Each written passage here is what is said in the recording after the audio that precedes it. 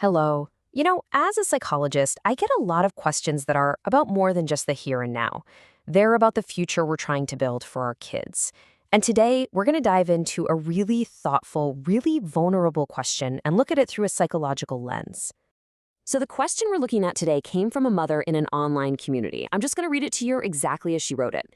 Hello, I have a different question. Are there any women among you who are children of separated parents? And how did this affect your relationship with future partners? Towards the father himself and your mother towards the situation? But those of you where the father has had no contact with you, no matter the reason. In my case, the father makes up reasons for me that he does not see the child, but he really wanted to. And in fact, he neither sues me to see her, nor do I limit him, nor does he look for us. He has blocked me for the second year now. I would also be interested in whether this experience has affected your trust in your partners and the way you view the family today. Somehow I want to build security in her, in men, and not hatred, or, even worse, for her not to be a victim of some abuser in an attempt to be significant. I can't replace the male figure, but unfortunately my father is absent and we live in a distant city alone. I would be happy if you could share with me. You can just hear it, right? This question is coming from a place of such deep love and concern, and it's a fear that so many parents out there share. First off, to the person who wrote this, and really to anyone listening who feels this in their bones, your concern, the fact that you're even asking this, that shows an incredible level of awareness. And that right there is already a huge protective factor for your child. So let's break down what's really happening on a psychological level, and most importantly, what you can do about it. Okay, so to really get the impact of an absent parent, we have to go inside a child's world. A really helpful map for this is something called attachment theory from a psychologist named John Bowlby. The basic idea is that our first, earliest bonds create a kind of blueprint for all the relationships that come later in life. So when a parent leaves, a child's brain just scrambles to make sense of it. A child's brain just isn't built to understand all the complicated adult stuff, like incompatibility or a parent's own personal issues.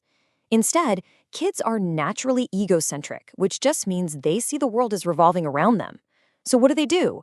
They turn the blame inward. They have to create a story to explain this huge, unexplainable thing. Now, here's the really crucial part. These beliefs are almost never conscious thoughts.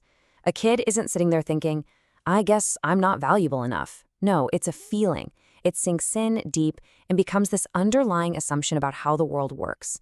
A story like men leave becomes this self-fulfilling prophecy, and love isn't secure becomes a reason to either cling desperately to people or maybe push them away before they can hurt you. This is the inner logic that gets built, and we often don't even know it's there. And these early beliefs, they don't just go away when we grow up. Oh no. They create these echoes that bounce around in our adult relationships. The patterns we learned as kids just feel normal, right? Even if they're painful.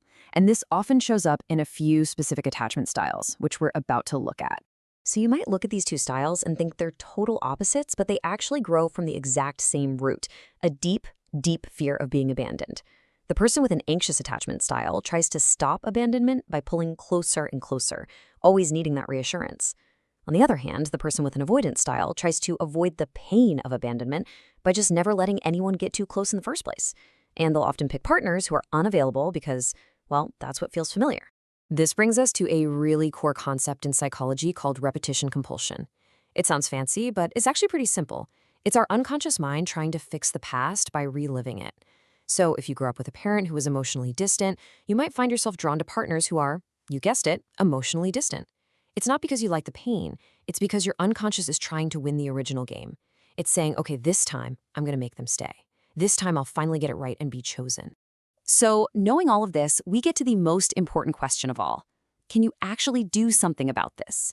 And the answer is a huge, resounding yes. But here's the thing. The goal isn't to replace the absent parent. The goal is to build something way more powerful inside your child, a solid sense of self-worth that doesn't rely on anyone else sticking around. The strategy here really has three parts. First, it's all about how you frame the situation. Second, it's about how you validate the feelings your child is inevitably going to have about it. And third, it's about making sure they see that other, healthier models of connection actually exist. You're consciously, deliberately building a different reality for them. This message right here, this is the most critical piece of the puzzle. You never want to badmouth the other parent, that's not helpful, but you also can't make excuses for their behavior. The key is to separate the parent's action from your child's sense of worth. Framing it as the parent's inability, he is unable to be a parent, lifts that heavy burden of blame right off your child's shoulders. The message becomes, this isn't about you, it's about them. And wow, is that liberating. Now, in the original question, the writer mentioned that her own father was also absent. This is so important.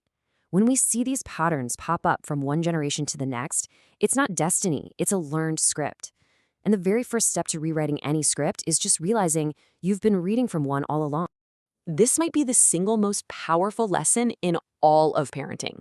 Really, you can tell your child they are worthy of love every single day, but if they watch you accept treatment that says you aren't, well, that's the lesson that's going to stick. Your self-respect is basically a living, breathing textbook for your child. By healing your own patterns, you are, in a very real way, healing theirs too.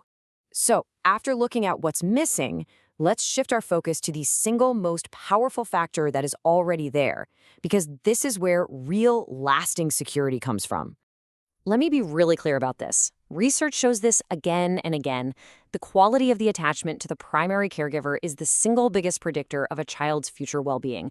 A child with one secure, stable, loving parent is in a much better place than a child with two unstable ones. Your stability, your awareness, your love, that is the secure base. That's the foundation your child needs to explore the world. You're not the consolation prize. You are the whole game. Look, the very fact that you're even asking these questions means you're already breaking the cycle. Your awareness is the flashlight. It's the tool you use to shine a light on all those unconscious patterns, and that gives you the power to choose a totally different path. So the final question isn't really about what was done to you or your child. It's about what you're going to do with everything you now know.